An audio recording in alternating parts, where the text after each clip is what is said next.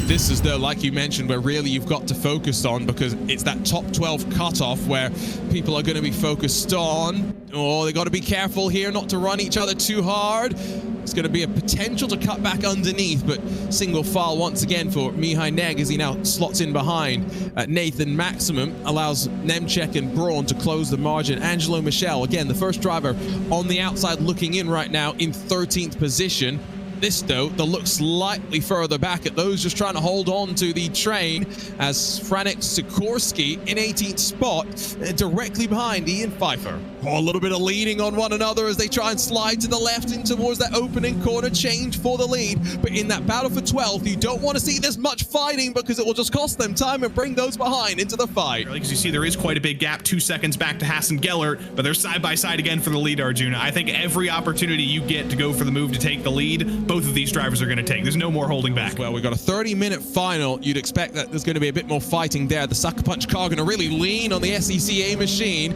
And now can Nico Sonal try and take advantage? No, because Philip Drace actually got a pretty good run. He slinks back to the inside for a moment. Door blocked off for him. Great racing. This is what MX5 action is all about. What Mazda has joined forces with Racing Prodigy to promote. And look at both drivers. Not a look of emotion on the face. This is top-level esports racing, as Nico Sonal off to the grass, as well as Ledman Heidinger behind. Jakub Brzezinski has got to really be careful, because there was a bump in towards Druids from the inside line, and now as they work off the corner, Turka Hakkinen momentarily in front, but Brzezinski's having none of it. A bit more leaning between the two drivers. I mean, this is what, again, Mazdas are all about. What great racing we had at Sebring this past weekend as well, almost upstaging the big 12 Hours of Sebring event that still delivered excitement yesterday. Jakub Brzezinski back into line, quick scratch of the head, not looking too worried with 7.5 minutes to go. Michael Romanidis fades up high and tries to set something up through Druids. So much rotation on the inside curve for Philip Drace, and we'll see him hold on to the lead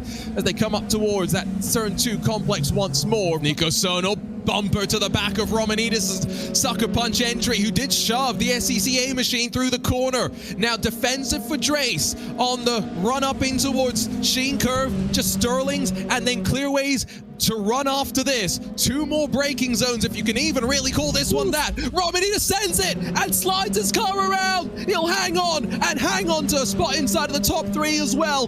But what drama to close the semi-final, and you could tell the pole position clearly meant something to Michael Romanidis in the final. But Philip Drace will win in semi-final 1 in round 2 of the Prodigy Racing League MX5 Cup Golden Ticket Series on RaceRoom, powered by SuckerPunch. It's round 2, semi-final 2 of the Prodigy Racing League Mazda MX5 Cup Golden Ticket Series on RaceRoom, powered by SuckerPunch. Away we go, and Whirler with a great jump to lead us down in towards the Paddock Hill bend. Pavlovsky, though, instantly to the outside, not thinking he's going to challenge by any means, but just trying to tuck into line and get the best run out of the corner to set something up on the climb up towards Druids. Barna and Filippo fighting behind as the long way around for Pavlovsky. He's going to run out of road eventually and single file off of Turn 2. The top 10 will work. Ooh, who's going to get the best of this one? The SimLab car going to get off the corner just directly in front. So Ivan Fornes holds off Schoninger, but Orban, Chukwera, Sven de Vries, Thiago Mello, side by side. Dennis Schoninger gets past Ivan Fornes, who got the rear end hanging out of Paddock Hill Bend, and now watches around the outside as moves are going to be made, chopping and changing once more. Watch for the SuckerPunch car. This time of Kamto Chukwera just sit there and watch for his chance to take advantage on the run out of Graham Hill Bend. He's trying to find his way to the inside, but that was never really on. It was a late lunge to the inside through Dingle Dell, because they got to get to Carlos Okono, who's now going to take advantage of a mistake there. That was Orban going around, and that was a crash that lasted about 30 seconds. He got sideways entering the corner, saved it, got sideways exiting the corner, and ended up in the Armco on the exit. And that is very unfortunate for Christian Orban. He's got to pounce. He gets to the inside into Druids, doesn't quite get the exit though. If this is the final lap, if this is the second to last lap, it doesn't matter. Leandro needs to take the lead now, just in case it is the final lap. Clock ticks down.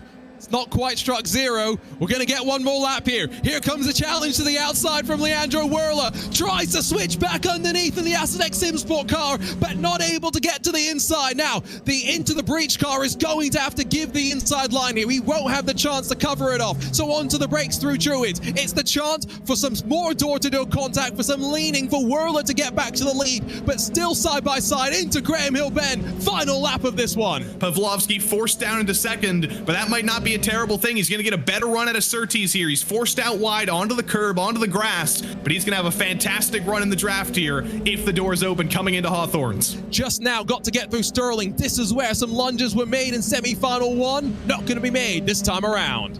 We've been treated to a spectacle, though, in these semi-finals. Leandro Whirler's not going to have too much of a reaction for us, surely, because while victory in semi-final one is good, it's victory in the final he's searching for. Whirler Pavlovsky split by 1/10 of a second at the line. Take a sip of water, take a breath as well. Leandro Whirler, winner in the Mazda MX-5 Cup Golden Ticket Series on RaceRoom, powered by SuckerPunch.